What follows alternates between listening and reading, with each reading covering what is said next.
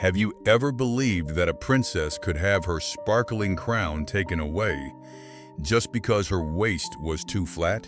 We still always mistakenly believe in royal fairy tales, where a girl steps into a luxurious marble palace and will live in silk and satin with the fulfilled love of a sophisticated king.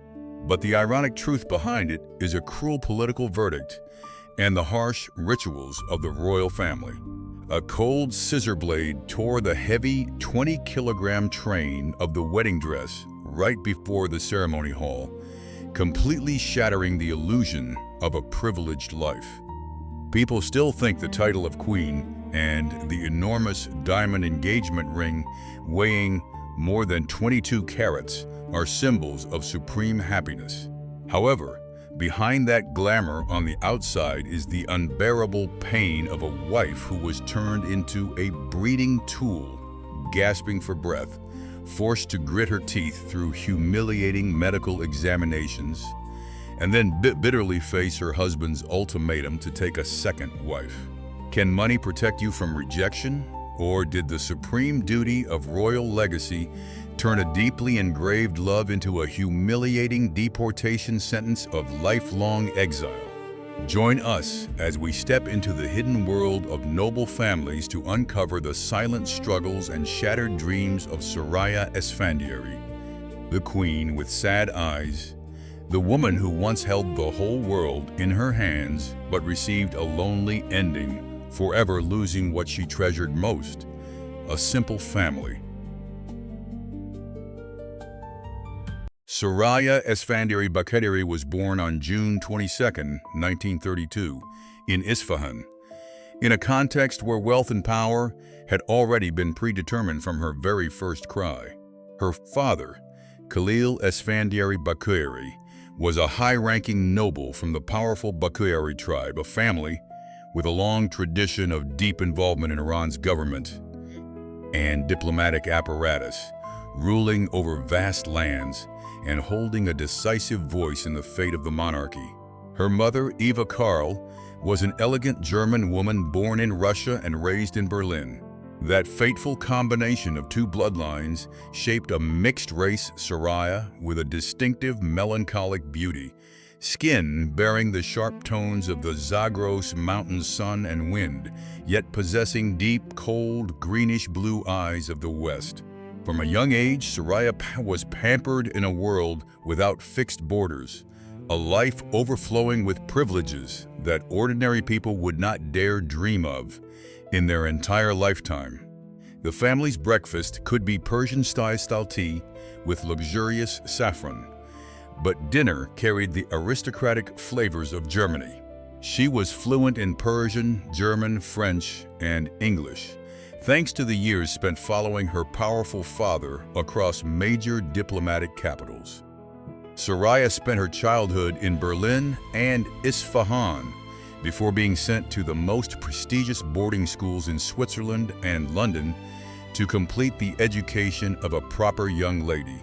At La Rosey, or schools in Lausanne, she was trained to become a true upper-class lady, from how to use silver cutlery at noble dinner parties to a profound understanding of French literature.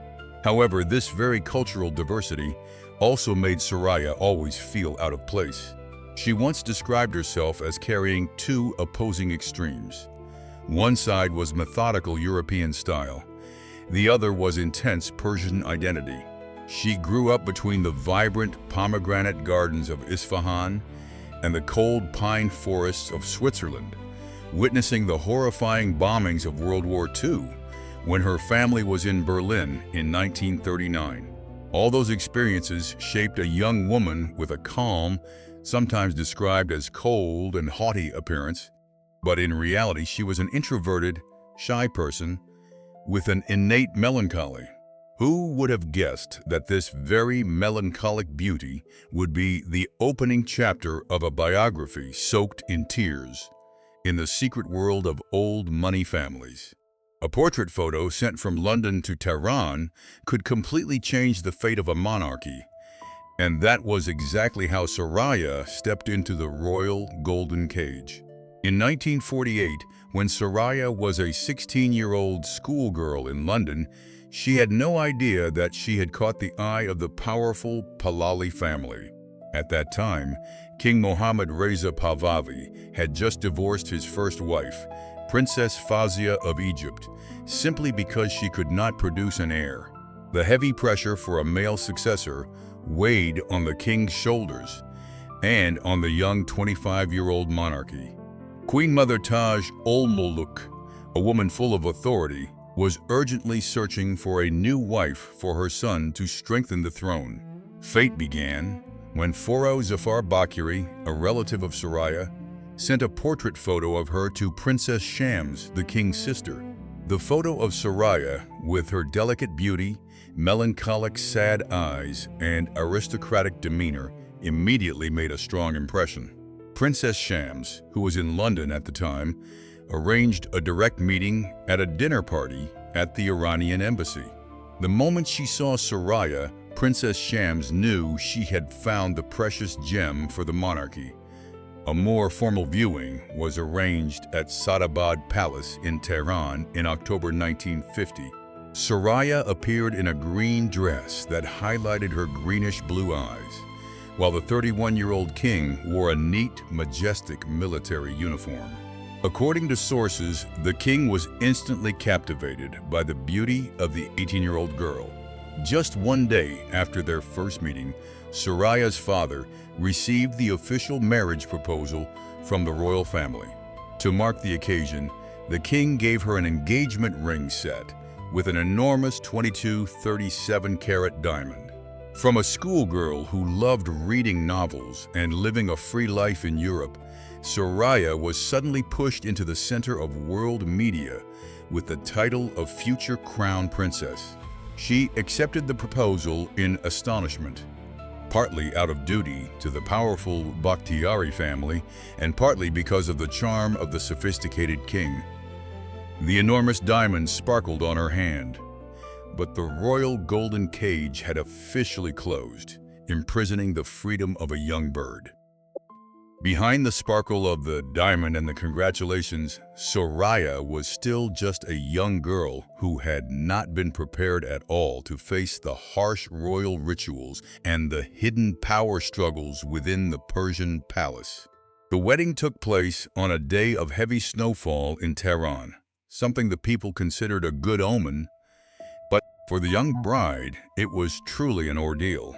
The ceremony was supposed to be held at the end of December 1950, but Soraya suddenly contracted a severe case of typhoid right before the big day. She lay bedridden with a high fever reaching 40 degrees, causing the entire monarchy to worry. During the days she was recovering, the king showed special care by placing a precious gem on her pillow every day as a comfort. Finally, on February 12, 1951, the wedding was held at the Marble Palace. The weather that day was extremely harsh, with snow covering the entire capital in white. Inside the palace, to combat the cold, the king had dozens of wood-burning heaters installed, but the cold wind still blew through the cracks in the doors, carrying bone-chilling frost. The image of Queen Soraya on her wedding day became a symbol of world fashion. She wore a wedding dress personally designed by Christian Dior, made from 34 meters of silver lame fabric, adorned with 6,000 diamonds, countless pearls, and trimmed with 20,000 magnificent marabou ostrich feathers. However, that splendor came with terrible weight. The dress weighed up to 20 kilograms. Soraya, who was still very weak and thin after her serious illness, nearly collapsed under the weight of the outfit. She had to wear an additional wool vest and wool stockings underneath to stop the shivering from fever and cold. Witnessing his wife's exhaustion, right before entering the ceremony hall, the king ordered a servant to use scissors to cut off the long train of the dress to reduce the burden on her. The expensive piece of Dior silk was crudely torn. The nakedness of a suffering body was revealed right behind the royal halo. The wedding was attended by more than 2,000 noble and diplomatic guests. Luxurious gifts arrived from all over the world, from a fur coat by Joseph Stalin to silver candlesticks from King George VI. The palace was decorated with 1.5 tons of orchids and tulips flown in by plane from the Netherlands. However, amid that breathtaking luxury, Soraya's eyes remained sad. The wedding music blended with the howling sound of the snowy wind outside, like a prelude to a stormy marriage. Her sacrifice and extraordinary efforts to complete the wedding seemed to foreshadow that this queenly position would be an overwhelming burden for her. The marriage began with intense love, but the ultimate goal of a male heir had already been set from the very first blessings in the ceremony hall. Money cannot protect you from the pressure of a monarchy. And is today's splendor the beginning of a tragedy underneath? After taking off the 20-kilogram wedding dress, Soraya quickly realized that the crown not only had sparkling diamonds, but also carried invisible chains that made her suffocate right inside her own home.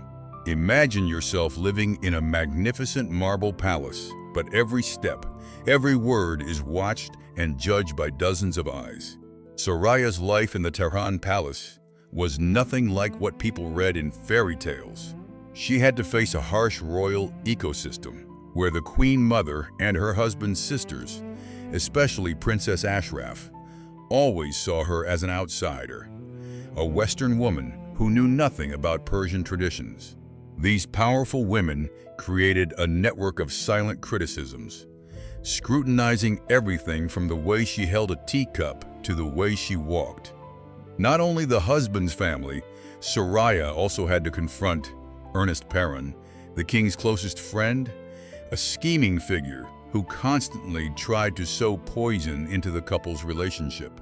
The perfect harem curtain suddenly tore apart. The coldness and sinister schemes imprisoned the soul of the young woman. While the internal power struggles were taking place, a terrible political storm hit when Prime Minister Mohammad tried to limit the king's power, forcing the royal couple to go through life and death moments. In 1953, the situation became so tense that King Mohammad Reza fell into severe depression. He stopped playing cards and often sat motionless in his room with a sorrowful expression. In that moment, Soraya was not weak at all. She even urged her husband to be stronger and demanded that he carry out a coup to regain power instead of sitting and complaining. When the first coup failed, they had to hurriedly board their private plane and flee to Rome in August 1953 with the mindset of exiles who did not know when they would return. During those dark days in a hotel in Italy, Soraya was the king's only support. She did not complain or shed tears in front of her husband, even though the future was completely uncertain. When the king regained the throne with foreign support, they returned to Tehran like heroes. But the crown now carried a new weight, the pressure for an heir. The cheers of tens of thousands of people echoed along the avenues. However, the restored royal throne immediately turned into a tightening noose around the fate of a barren queen. As time passed, the joy of regaining the throne was quickly replaced by an obsession with pregnancy when all eyes of the entire Iranian nation were focused on the queen's flat waist.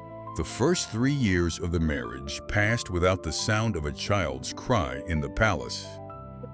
The pressure began with discreet whispers from the ministers, then turned into direct questions from the Queen Mother during family meals. In 1954, a horrifying incident pushed the situation to a dead end. Prince Ali Reza, the king's younger brother and sole heir, died in a plane crash, a heart-wrenching explosion in mid-air.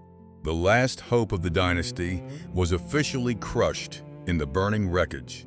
At this point, the Pahlavi monarchy fell into a state with no successor, and all hope and the heaviest responsibility were placed on Soraya's shoulders.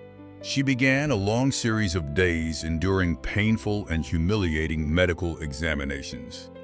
The couple traveled to America, from New York to Boston, to consult the best doctors in the world. In Boston, the doctors delivered a cruel verdict. Soraya could not have children. That hidden struggle from then on became a bleeding wound in her heart that no medicine in the world could heal. The pain of a woman declared infertile had barely subsided when Soraya was dragged into a media scandal that enraged Muslim clerics back home. During a vacation trip to Miami, a photo of Soraya water skiing in a bikini was leaked and spread around the world. For a conservative Muslim country like Iran at that time, this was a serious insult to the royal image. The photo was immediately banned in Iran, and the king had to implement some policies to appease the clerics and calm public opinion. This incident made Soraya's position in the palace even more precarious. Her opponents now had additional excuses to call her a frivolous Western queen unworthy of the throne. Amid the storms of public opinion, Soraya again had to endure experimental hormone treatments that left her constantly feeling tired, nauseous, and emotional, while her husband's sisters continued to mock her empty belly. The harsh insults pierced straight into her heart. The self-respect of a noblewoman was mercilessly trampled. By 1958, when all medical efforts had failed, a proposal appeared like a knife stabbing straight into their love. The king was forced to take a second wife in order to produce a son. The Queen Mother and the Council of Advisors exerted tremendous pressure, asserting that Islamic law and the Constitution allowed the king to have a second wife to protect the royal bloodline. King Mohammad Reza, who still genuinely loved Soraya deeply, suggested that she accept this arrangement so she could remain the official queen, while another woman would only serve as a breeding tool. However, with her self-respect and Western-educated concept of monogamous marriage, Soraya firmly refused. She declared that she could not share her husband with anyone else and was willing to sacrifice her personal happiness rather than live in the humiliation of a modern harem. The proposal to share her husband was coldly rejected. A woman's dignity stood firm against the temptation of supreme power. The king even lied to her by saying he would convene a council of wise men to amend the Constitution in order to delay the decision, but in reality, that body did not exist. Is there any betrayal more painful than when the man you love uses lies to cover up his own helplessness in the face of dynastic pressure? Silence enveloped all the bus stations, cafes, and every home in Tehran on March 14, 1958, when the official radio station announced the news that the king and the queen were divorcing. This was not a normal breakup due to incompatibility, but a carefully calculated public sacrifice for the benefit of the Pahlavi monarchy. 1 week later, on the exact day of the traditional Iranian New Year Nowruz, King Mohammad Reza Pahlavi did something unprecedented. He choked up and cried openly on radio and television while announcing the separation from the wife he loved the most. Although the king declared he would not remarry hastily, the entire kingdom knew the real reason was that Soraya could not bear a son to continue the lineage. Previously, to appease public opinion and compensate Soraya, the king had given her enormous compensation, including a $3 million penthouse apartment in Paris, a monthly allowance, and many luxurious jewelry pieces, along with a luxurious Rolls-Royce car. Soraya left the country on an airplane, under the gaze of thousands of eyes at Mehrabad Airport. She wore sunglasses to hide her swollen, tearful eyes and never returned to Iran even once. The airplane door closed. A queen's crown officially fell into the cold emptiness of rejection, leaving behind the throne and the harsh rules of the Tehran palace. Soraya stepped into a new life in the bright capitals of Europe, where she tried to fill the void with the glamour of high society and cinema. In Paris and Rome, she quickly became a fierce target of paparazzi and was given the nickname the Queen with Sad Eyes by the media. To find purpose in life again, Soraya tried her hand at acting in 1964. She appeared in the 1965 film Three Faces, playing herself under the direction of director Franco Indovina. Although the film was not commercially successful, it was on this film set that she found the second spring of her life. Franco Indovina, a talented Italian director, became her devoted partner for 5 years. Unlike the king, Franco loved her for who she was, not for her title or her ability to bear children. However, fate once again mocked Soraya, when on May 5, 1972, Franco was killed in a tragic plane crash. An explosion tore through the sky. The only man who gave her back her womanhood suddenly turned to ashes. The death of the second man she loved the most caused Soraya to collapse completely. She withdrew from the film industry, closed her apartment in Paris, and fell into a long period of depression for many years. In the quiet apartment on Avenue Montaigne in Paris, Soraya lived the following years like a billionaire heiress of loneliness. But the invisible bond with the king was never truly broken. It is said that every Christmas, the king still secretly sent her Persian roses with no accompanying note. In 1979, when the Islamic Revolution overthrew the Pahlavi monarchy, the king was suffering from cancer and living in exile across many countries. Soraya wrote him a letter expressing that she still loved him and wanted to visit him one last time. The king was deeply moved and replied that he also wanted to meet her, even willing to arrange a secret meeting in Cairo to avoid the presence of his third wife. Even when the king passed away in Egypt in July 1980, people found in his bedside drawer an old photo of Soraya, a photo taken of her on the first day they met 32 years earlier. All the power of a monarch instantly vanished, leaving only an old yellowed photograph to accompany him into the ground. For her part, Soraya spent time writing her memoir titled The Palace of Solitude, published in 1991, in which she admitted that her life had stopped on the day she left Tehran. Is there any tragedy more painful than two people who loved each other deeply, but were forever separated by the cruel flow of history? On October 25, 2001, Soraya passed away peacefully in her sleep at her apartment in Paris at the age of 69 due to natural causes. Just 1 week later, her only brother Bijan also died in a hotel from grief over his sister's death. Her entire enormous fortune, including furniture, clothing, and a jewelry collection worth millions of dollars, was later auctioned in Paris in 2002 to donate to charitable organizations. The legal dispute over her estate dragged on until 2016, when a German court ruled that the remaining money belonged to distant unknown heirs who were completely outside the secret world of the old money upper class. Soraya was finally buried in Munich, Germany, alongside her parents and brother, ending the journey of a woman who once had the whole world but lost what she treasured most: a simple family. Money cannot protect you from the loneliness of fate, and the queen with sad eyes closed her shattered dreams with a lonely ending, leaving behind glamour on the outside but tragedy underneath for future generations to remember forever. There is a lingering and prolonged pain that is even greater than the sentence of being dethroned, and that is having to live the rest of one's life as an heiress of loneliness.